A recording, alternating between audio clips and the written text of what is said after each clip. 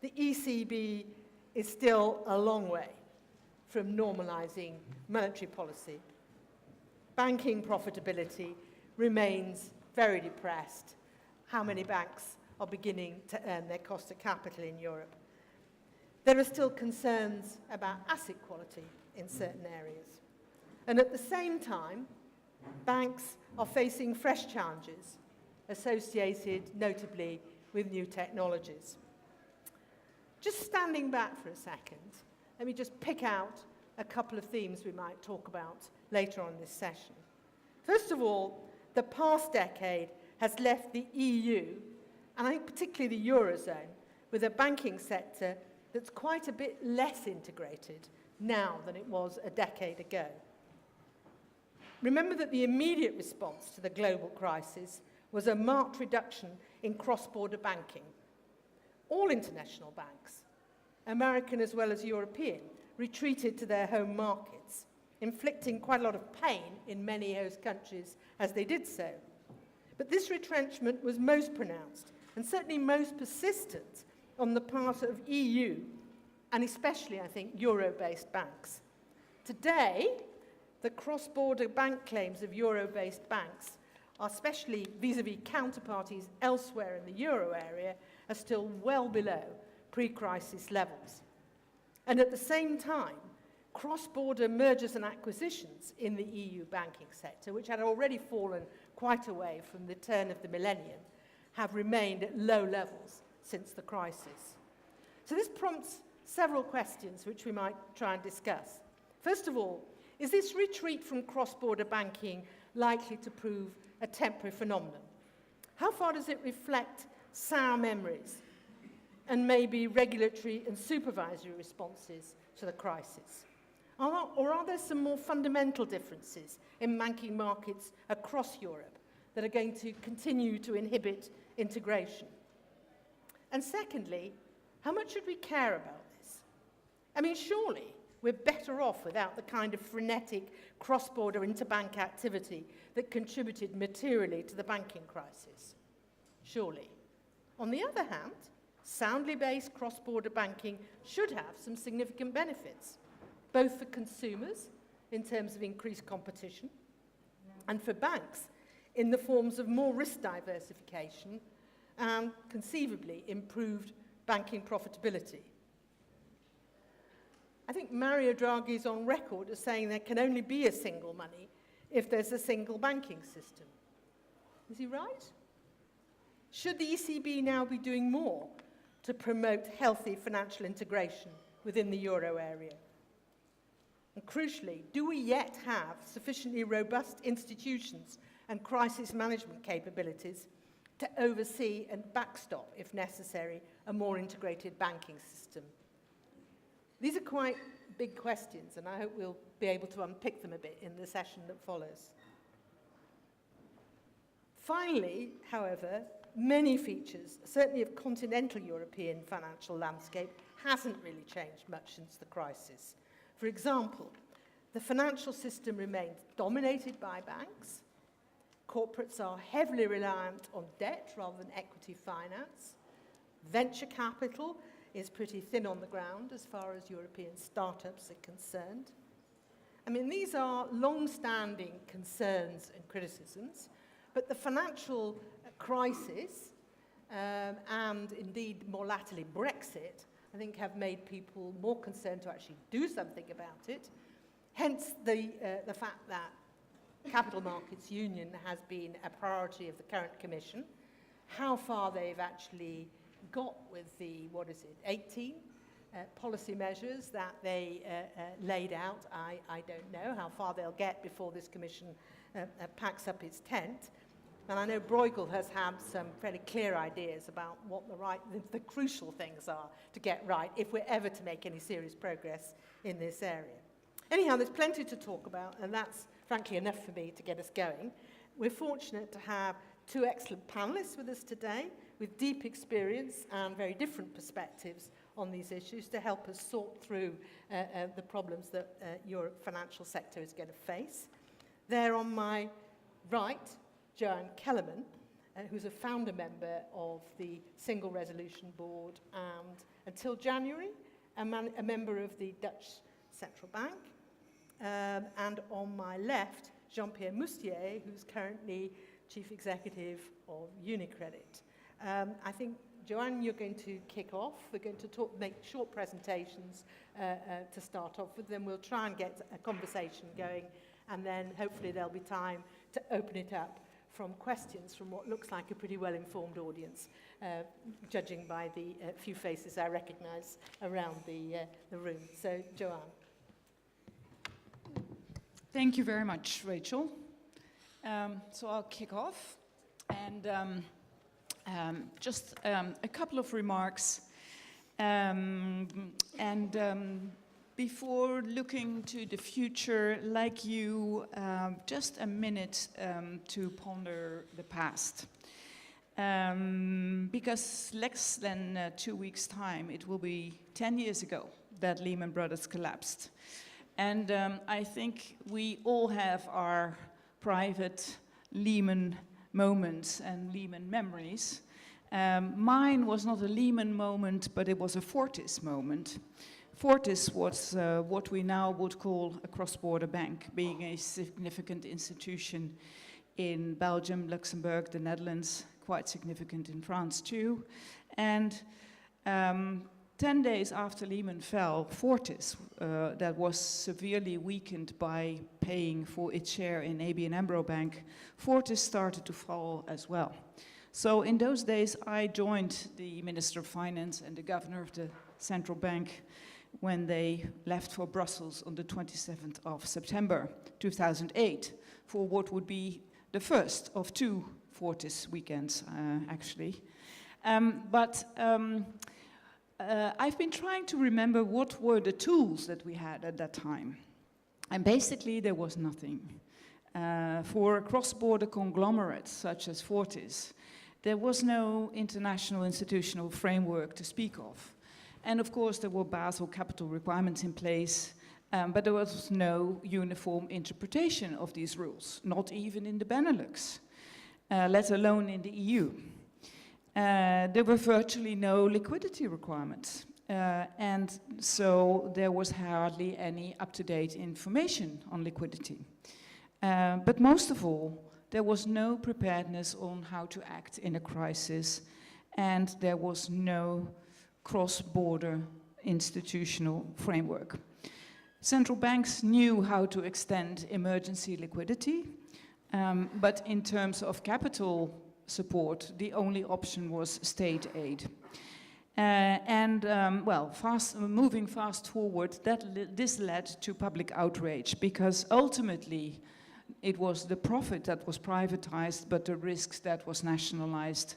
And we're still paying the political price for those events. So after the crisis, we started to make changes. And here in Brussels, we've worked very hard. Just a quick reminder, I won't go into detail of some of the things that were achieved in the last 10 years. First of all, the institutional framework, as you mentioned rightly, Rachel. There's the banking union now with the SSM, the ECB in his role as supervisor. There's the single resolution mechanism. There's the single rule book guarded by the ESAs, EBA, EIOPA, and ESMA, which can now be applied in a uniform way, at least across the banking union, supported by these new institutions. We have many more buffers, capital buffers, liquidity buffers. They've improved both in terms of quantity and in terms of quality. And we have a totally new paradigm for action in crisis under the BRRD. We moved from bail-out to bail-in, to put it shortly.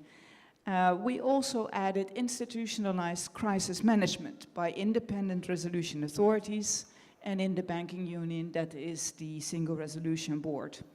And perhaps most importantly, we have crisis preparedness by banks. All major banks have resolution plans, and the banks in the EU are well underway to meet their MREL requirements. So if need be, the bail-in tool can be applied.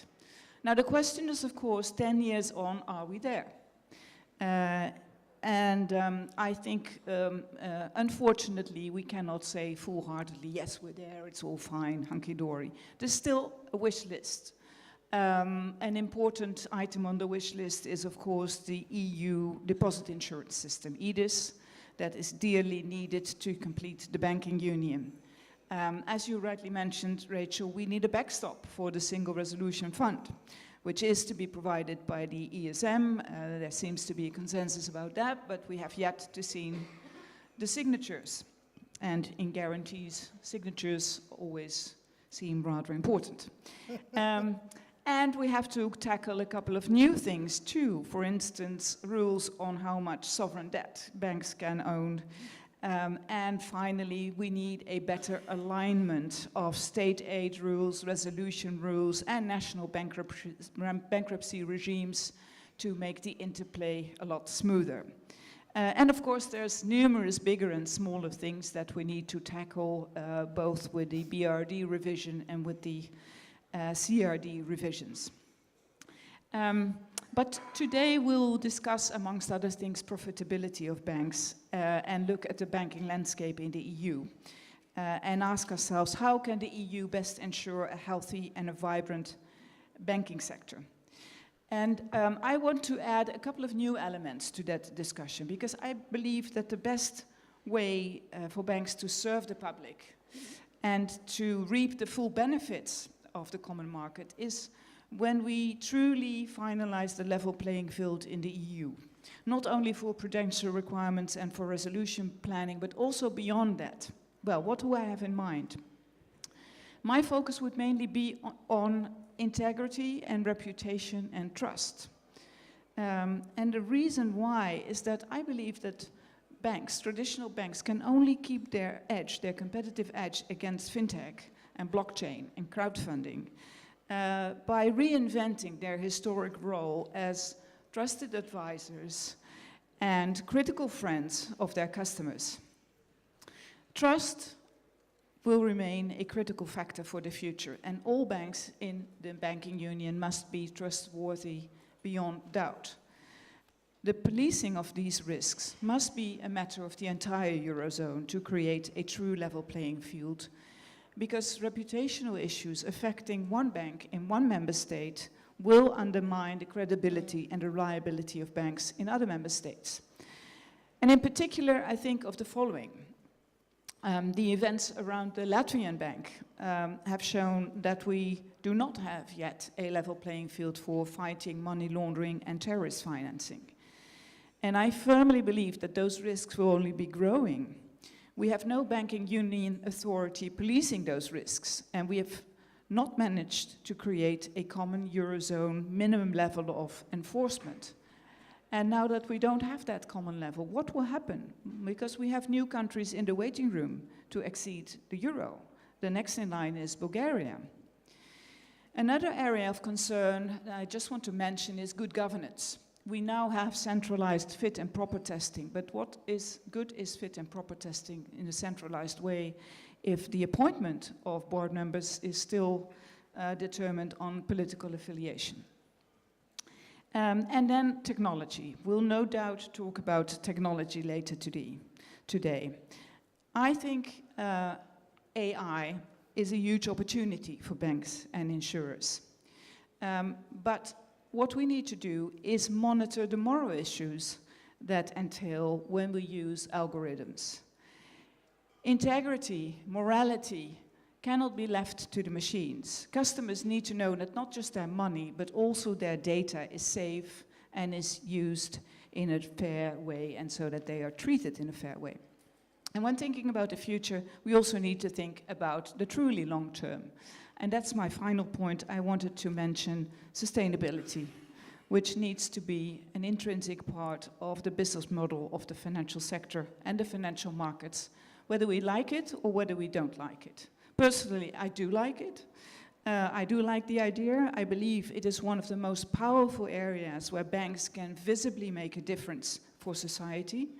But more importantly, I firmly believe that the next generation of banks' customers will simply walk away from traditional banking if they do not feel that their voice is heard and their ideas are reflected. So to sum up, I know you're Yeah, go on. you explain. want me to sum up. No. No, we're not quite entirely there yet. Banks must keep working at regaining the trust of the public, and to do so, technology, but also sustainability, create opportunities and not threats. And finally, we do not need more rules, we do need better implementation. Regulators must complete the level playing field to best enhance profitability and vitality. And the best way to do so is for banks to serve their customers and support the economy across the Eurozone and not just nationally. Thank you. Thanks very much, Joanne. That's terrific. Well, a few things to get your teeth into there, Well, Jean-Pierre. thank you very Is much. the world safe? Thank you very much to cross-border Bruegel for their invitation, and thank you as well to Bruegel to have chosen the title of this session, The Future of Financial System, which means that there could be a future for banks, actually, which when I listen to what he said from time to time, I wonder if people believe there is a future. I do believe there's a strong future for banks, and especially for Unicredit, of course, which has a lot of supporters in the room. Supporters of Unicredit, wave a little bit. Thank you very much. Thank you very much. Thank you Brought your very own much. team. Self-publicity is always important, as you can see by that. I think, before speaking about important issues on regulation and what we can do, I would like to take a step back and see what are banks for. From time to time, we focus too much on, what could be the additional regulation, how can we limit risk, what can we do in terms of resolution, but we kind of forget about what is a bank useful for and why do we need banks in Europe. And that, I think, should be the first question we should ask ourselves. And the first question should be, what can we do to help banks? Because banks are here to finance the economy, and without banks, we won't be able to finance growth in Europe. From time to time, I hear people saying, banks are very bad, and we need to make sure we can replace banks by capital markets. How many of my customers who are Mittelstand clients in Germany, we own the third largest bank in Germany, is SMEs in Italy or in Austria. Our bank in Austria is called Bank Austria. It is the largest bank there. How many of them use capital market? Very few, because our SMEs in Europe, who represent 80% of the job, are too small to access the capital market. So SMEs in Europe need banks to finance them. And so we need to make sure that banks can finance the economy. For banks to finance the economy, they need to have cheap access to capital. Can be equity or can be debt. So we need to have a very transparent and well-structured financial market to attract capital from investors, be they European investors or be they US investors, which is absolutely key. So we need stronger regulation, a more homogeneous regulation. We need to have a stronger SSM, which is a godsend to a large extent, because it gives investors the understanding that the banking regulation is going to be more and more homogeneous. But we probably need more regulation rather than directive, which kind of blur a little bit the view of what should be the evolution of Europe. With more directive, we remain domestic, and we are not Europeans. So I think first, we need banks in Europe. We need to get rid with the idea that capital markets are going to substitute banks. True for the large corporate client, completely wrong for the SMEs. And we need to make sure the financial markets for supporting banks are going to be there and are going to be efficient. So the regulation is important, and this regulation needs to be homogeneous. That can be the capital side, that can be the recovery side, of course. Now, the question is, do we need domestic bank or do we need pan-European banks? And let me make a little bit of a comment up front. Each time I'm speaking about banking evolution, I see in Anglo-Saxon newspaper the next day is going to merge with Bank X or Bank Y because he said we need more pan-European banks. At Unicredit, we are focused on our Transformation 2019 plan, which is based on organic assumptions. So nothing I am going to say now mean that we are working on anything else than organic development. If I say that, I hope I'm not going to have any comment tomorrow morning about kind of funky transaction we might be working on. So the point is, of course we need more pan-European banks. We need bigger banks in Europe. When you look at the combined market cap of the two largest listed banks in Germany, it is more or less equivalent to the market capitalization of Unicredit. Can the largest economy in Europe support its SMEs with banks which do not have a critical size and an access to foreign markets? The answer from the finance minister a week ago seems to be no. He said, we need stronger German banks which have a global reach to support our Mittelstand companies. So if Germany is saying they need bigger banks, they are probably right, as the Germans are always right. And if you look at the combined market cap of these two banks compared to JP Morgan, it's less than a tenth of the market cap of JP Morgan. So banks in Europe are too small. That's for sure. And why are they too small? To deal with your retail client, you can be domestic, because retail clients want domestic banks. They usually don't need to go overseas. But to deal with the SMEs, you need banks which are pan-European. It's very difficult today for an SME in Europe to be pan-European.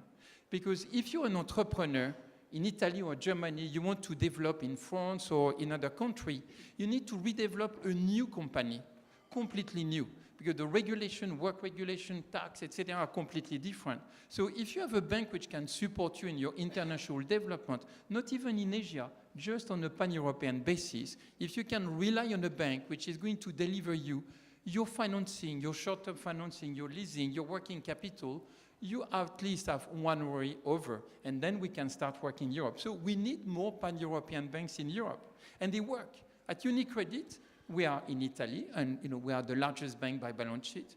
We are the third largest bank in Germany. We are the first bank in Austria, and we are present in 11 countries in the CEE side, which is the first market for export for SMEs.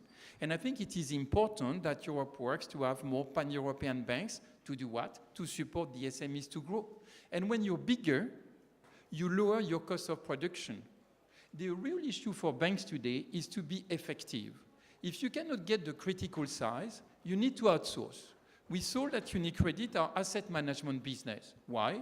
We needed capital when we did our restructuring, but that was not the underlying strategic issue.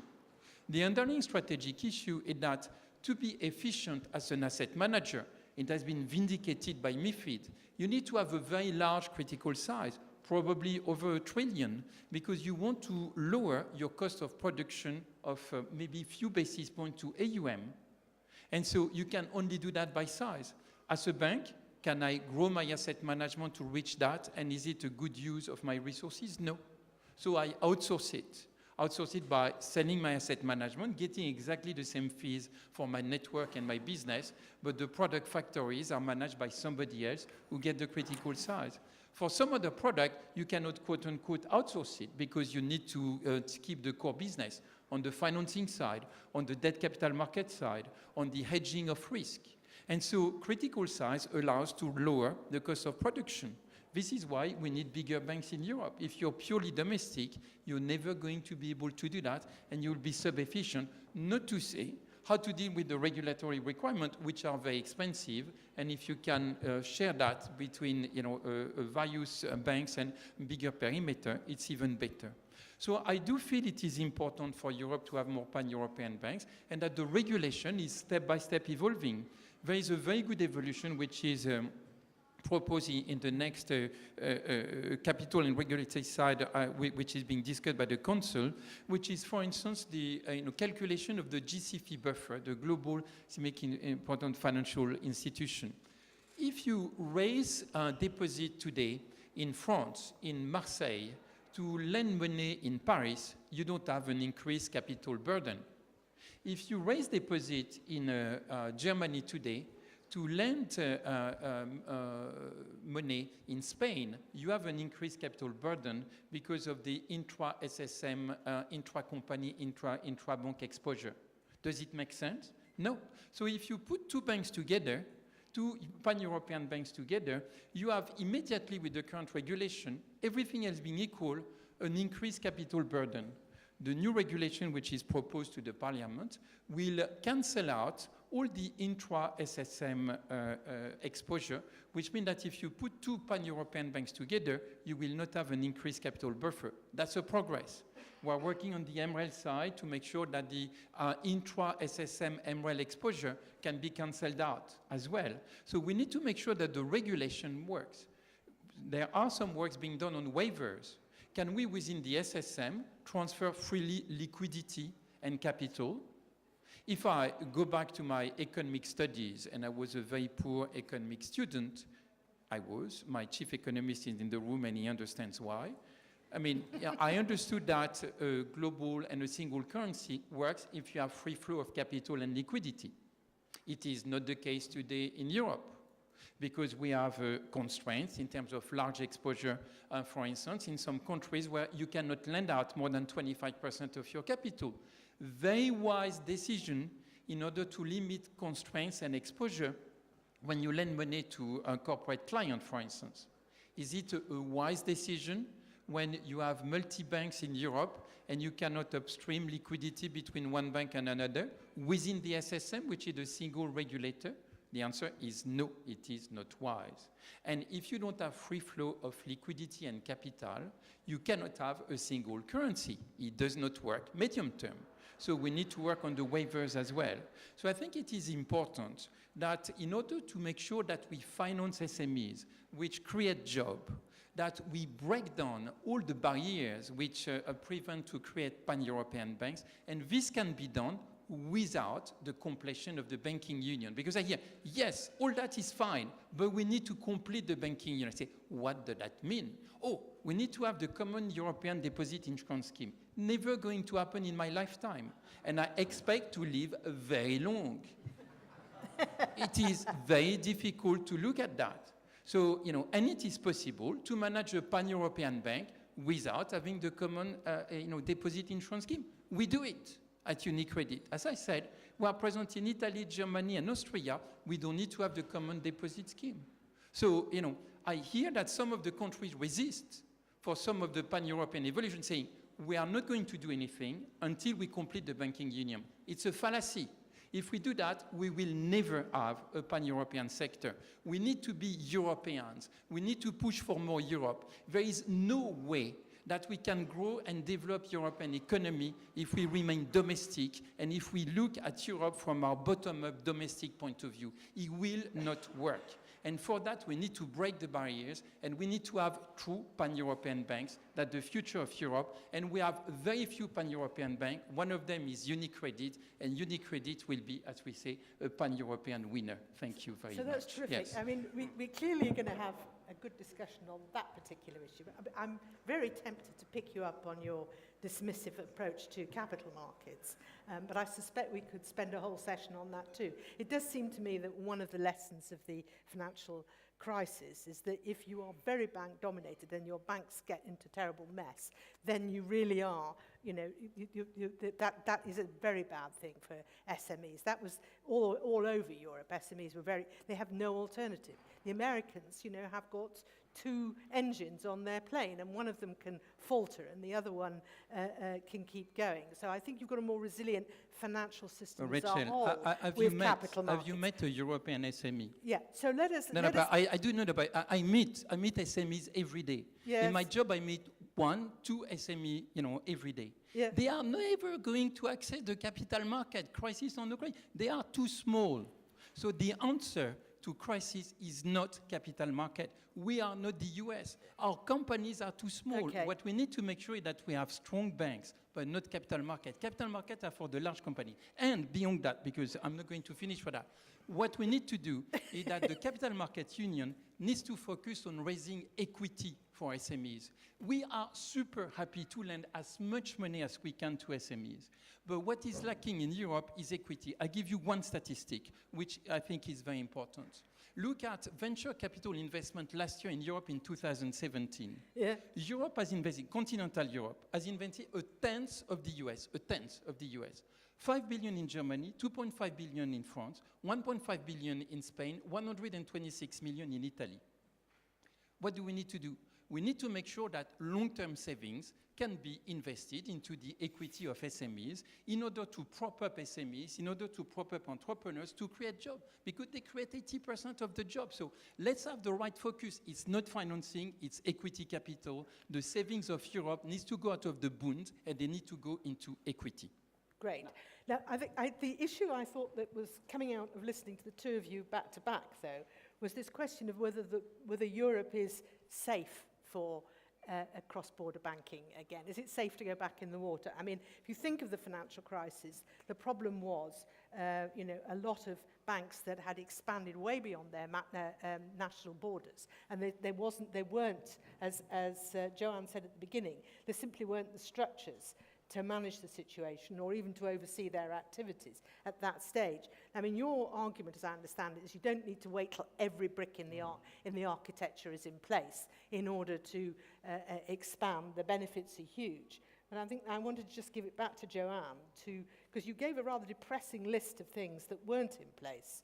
And I wondered if you felt Europe is now safe for an expansion of cross-border banking, and if not, what are the crucial gaps? Well, you raise many points at the same time, but I do think that Jean-Pierre has a point when he says we need to move more towards a true, let's not say European, let's stick to the banking union for the time being. Okay. One of the problems we had during the crisis was that some banks were international, like Fortis, but supervision was national, not to say nationalist. We need to move away from that, and I think we've come a long way. I mean, we have the institutions, we have the rules, but as Jean-Pierre indicated, we still have not a completely free flow of capital. We still have certain barriers to the free flow of liquidity, and we need to move further on that. And on MREL, we way beyond that. We really may need to work very hard to make sure that we look at a bank from a European perspective rather than from a national perspective. Having said that, if we do take that leap, it is true that 80% of what we need is in place. I can understand that it's possible to bank without a European deposit guarantee system. I still think that there is a distortion. There is this apprehension to take the full leap as long as we do not have the European deposit guarantee. I believe we can fix that by going for liquidity support in the meantime. I don't see why we need full insurance, full guarantees, crisscross the board. But once we get there, yes, we can. We have the regulation in place, we have the institutions in place, but it is a matter, as I said, of implementation and of willingness to implement and to go there. And indeed, I do think that there is a lot of potential. I also think that if we do not succeed in creating truly pan-European banks, the banking union project is a failure. I think in a monetary union, you need a true banking union as well. But what we need to do is go for it. So you're in agreement here? Well, Surely looks like, not. yes. But just to go back to your point is, yes. At Unicredit, we operate with local banks. I was going to say. Yeah, but our bank in Germany is a German bank. When I right. go and see SMEs companies, Mittelstand, they tell me we've been banking with Hypovereinsbank because they call us Hypovereinsbank for 50 years, and we intend to bank with you for the next 100 years. They see us as a local bank. The same in Austria, we're called Bank Austria. You see, so basically, when there's a crisis, we don't pull out because we have local banks. If you have a bank, some British banks pulled out of Germany, pulled out of Italy because they were working for branches. When the credit decision is made in London, of course you cannot rely on the banks which are local. When you bank with local banks, with the pan-European reach and the product which are developed centrally, then not only your client trusts you, but also you deliver added value because your products are super efficient. And so that's the answer to the point. If you try to go and bank through branches, you're not going to be successful. You need to be seen by your client as a local bank which has been supporting them for years and will keep supporting them. This is what we do at Unicredit. It works very well. Yes, it sounds like the HSBC model as well, that you have it's a federation of banks with a joined up. I would say, from a managerial point of view, I would call that more than a federation, actually, Yeah? but that's a So different point of view. where's the balance between the local and the pan-European to realise the benefits that you're both talking about?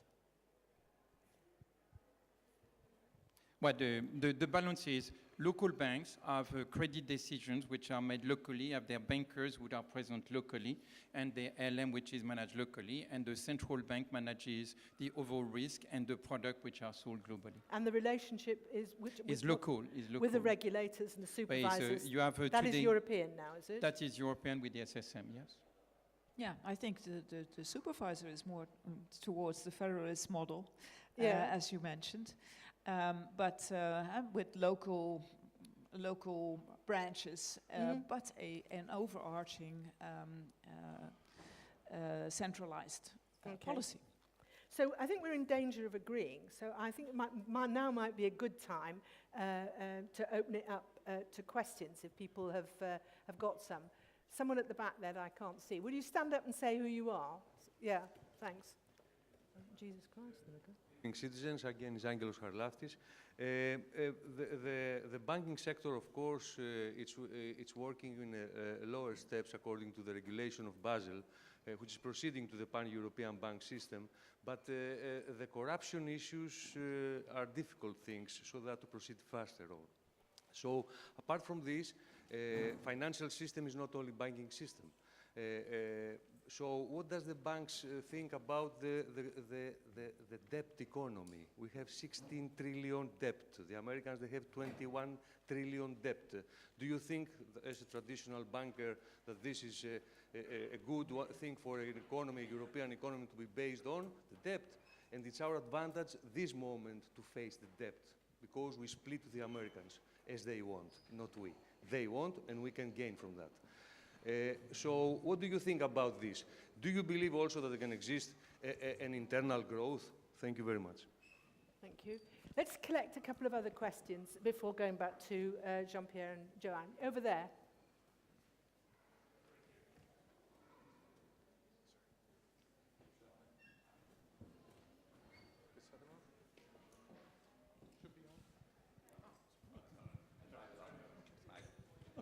From the German Economics Ministry. Jean-Pierre Mustier, I'm really happy actually that such a kind of statement.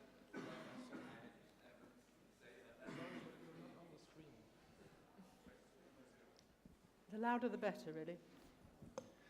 Okay, so yeah, it's better. Philipp Steinberg from the German Economics Ministry. I would basically just I would like to second what Jean-Pierre Mustier has said. Because first of all, I mean, if we are talking about banking union and EDIS, I mean, we all know this discussion. I would just think it would be helpful if you would go even in such a discussion a little bit more into the detail, because there's no point actually in just saying EDIS. I mean, there's so many concepts, and people have such a different concept what it is, what it should be about. I think that is actually the next step, and we should actually reach, because I mean there are lots of propositions, and now we should really actually say what we mean with it, because otherwise, really everybody has a different understanding, and we won't move further a single centimeter. And then the point, I think it's very important just to underline it.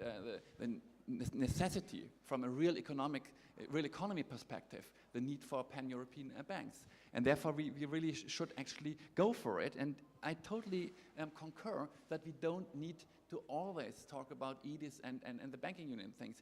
There are arguments for it, yes, but I mean, we do need cross-border liquidity and consolidation possibilities. That is difficult, of course, because we have the situations in the different countries are different, but that is very important. And of course, we need a more unified regulatory regime. We have reached, of course, we have made big advances in the last years, but still there's a lot to do. So that should be really our emphasis, really to really start, why do we need banks? And we do need capital markets as well for equity, yes, absolutely, but that should be our starting point, and then it's actually much more easy to communicate it as well in the political sphere and within the public in general. Thank you very much. Okay. Stavros Zenios from University of Cyprus and Bruegel. From Cyprus, we know something about banking crisis, so I have two very quick questions. This idea of the pan-European or European banks. One is, are you concerned about the sovereign bank doom loop and the zero weight on the sovereign debt? So that's one issue. And the other one, which is a great concern, Jean-Pierre answered it in one of his comments, but I think it's worth going a little bit deeper. You emphasize the importance of SMEs to have access to local banking, but then pan-European banks are not local. Now, I was very happy when I heard you saying you have in Austria and Germany and you consider yourselves local banks. It's important in SMEs to have the relationship banking, which brings us to the issues of political appointments that you mentioned earlier.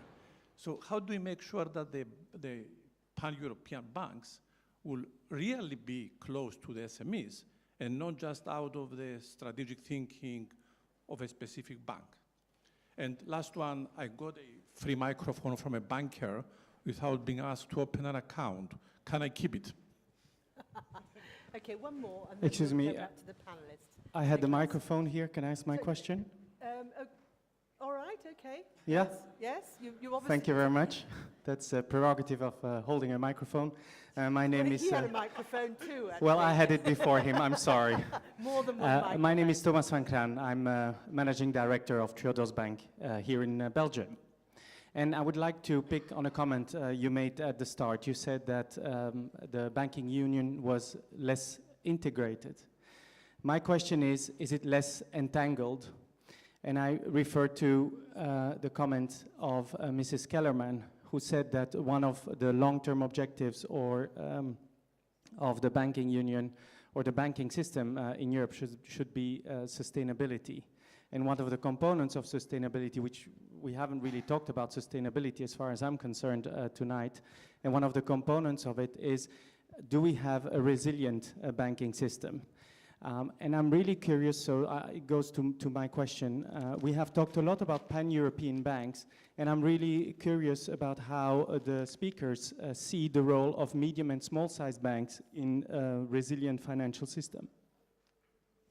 Thank you for that. Well, you were desperate to say something, and then No, after I that, can wait I'm for going the to next No, round. it's fine. And then we'll have these two after. Say what you want. No, my question was to Jean-Pierre, and maybe to challenge him on two things he said, because sorry, Nicolas Veron at Bruegel, you referred to the impediment of ring fencing of capital and liquidity, which is the current practice of both the SSM and national supervisors under various mandates. And at the same time, you said we don't want to operate through branches. Now, there would seem to be an easy solution to the predicament, which is to transform your operations in various European countries into branches, not change the risk management, not change the proximity element as you explained, but just have them technically or legally change from subsidiary to branches, and then you can circulate capital and liquidity the way you want under the current legislation. So why not do that? Do you want to pick up some of those questions? You probably don't Yeah. have to need to Well, deal with all of them. I mean, if I go in reverse orders, is we want to operate close to SMEs and to retail clients. And if we operate for a branch, they will not see us as domestic bank. And the key to have a competitive advantage in a country is to be seen as a domestic bank, which is not going to run away at the first crisis. And so, to be seen and to, in reality, to be a German bank in Germany, an Austrian bank in Austria, an Italian bank in Italy is actually fundamental in order to develop the business. This is why it is important to remain as subsidiaries and not branches. And then we work around that, and we work on the liquidity issue, and it's possible to work around that. Then going back to the mid-sized banks, I mean, we welcome as many banks as possible in any country, because Europe needs more bank financing. As I said, capital market is not going to replace it, and you have local clients which are maybe retail or small domestic SMEs, which can be dealt with by mid-sized banks. So there is no for us. We are very happy to have as many banks as possible, which make the success of the economy and finance the economy. I think it will be a mistake for a country just to be too concentrated in one or two large banks, and you need to cover all the territories. I'm looking at countries where we are present. Then on that answered the question on SMEs. We develop our banks in each of the countries, so we are close to the SMEs. I spend my time meeting entrepreneurs and SMEs. That's the core of our business. The other one is retail. So we are there. If you have a local bank and not a branch, you develop your business with the SMEs. If you have a branch, not necessarily. So the answer is subsidiaries and not branch. Then on a sovereign doom loop, I think banks are super important to actually be a shock absorber for the economy when the sovereign goes through a shock. Because who is going to buy the domestic debt if the sovereign goes through a shock and banks don't do that? Banks have been doing that in many countries and are super efficient for that. If you say banks cannot buy their domestic sovereign, then you start having a real problem to refinance the country. What is the domestic sovereign of Unicredit? We have 150 billion of sovereign debt. 50 billion is Italy. The balance 100 billion is German and Austrian. Should we limit our German bond exposure? If you speak to me, say, no, don't limit it. I say, but why? Because we probably have more bond than BTPs. So, so I think it's a point of view, and I think a domestic bank needs to invest into its domestic sovereign. It's the management of liquidity. Your cost of funding is very close to your domestic sovereign. If you invest in something which is different, you're completely inefficient and it does not work. Then on EDIS, we have a way around EDIS, which is that, for us, not a problem. And we finance our client, we take deposit. The European Deposit Insurance Scheme, from our operating point of view, will not change anything. It will change things from the mentality of the regulator, but not from an operating point of view. And debt financing, I mentioned that debt financing, SMEs need banks because they don't access capital market, but what they need more is equity. So in fact, the capital market union should finance more, should focus more on equity rather than debt. Joanne, do you want to pick up some of those questions? Yes, let me respond to a couple of points. I would like to take together the risks still in the system and the sovereign bank doom loop. When we say, are we there yet, this is certainly an area where we are in a less than ideal situation. I think it's fair to say that. And I also think that, yes, banks do have a role in buying the debt of their sovereign. That's fine, but let's look at the price tag and the risk tag then next to that. We do that for anything that is on banks' balance sheets. So we have to start addressing this topic. I know it's a difficult topic, it's a sensitive topic, but it's not a topic that we can simply ignore because we don't like it. It's there. We need to address it. On EDIS, I'm actually sorry if this is threatening to dominate the discussion again, because I do agree with you that with EDIS the devil is in the detail, and there are many things that can and are being said about that. Maybe one remark about EDIS that we sometimes forget. Deposit guarantees insurance is always talked about in the context of the banking union. The banking union is mainly concerned with the large banks, but deposit insurance is mainly important for small banks. Mm-hmm. And that brings me to small banks. I do believe there is an important role for small banks and an important role for local banks. I live in a country that has a very, very concentrated banking market, and that is not always a good thing. Having said that, when I talk about sustainability, I refuse to believe that only small banks can be sustainable banks. My plea is for all banks, and also the big banks, to integrate sustainability in their thinking, and not just leave it to a niche of smaller banks. I think that is a wrong approach. And finally, well, I think Jean-Pierre has talked about the branchification and the pros and cons there, so I will leave it there. Thank you. Okay, we have to wrap this up in a few minutes, but there is time just for a couple more questions if people are burning to ask them. Somebody there in the middle there.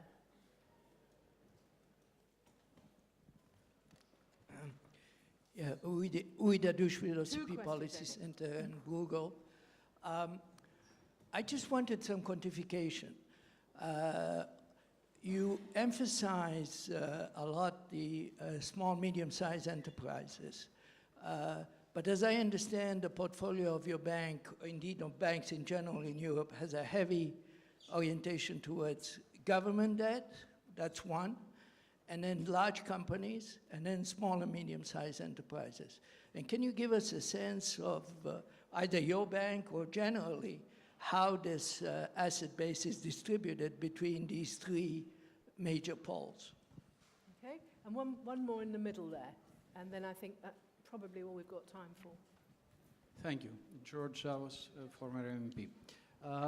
Still, I don't get what you mean, by pan-European bank, because when once upon a time we made the single banking license, we meant, pan-European bank would be the one, that could provide services across border through branching especially, and services. So if I need to go by opening in every member state or, buying whatever, a subsidiary, that is not exactly, the pan-European bank, at least we had in mind, and at least what it should become after, the SSM.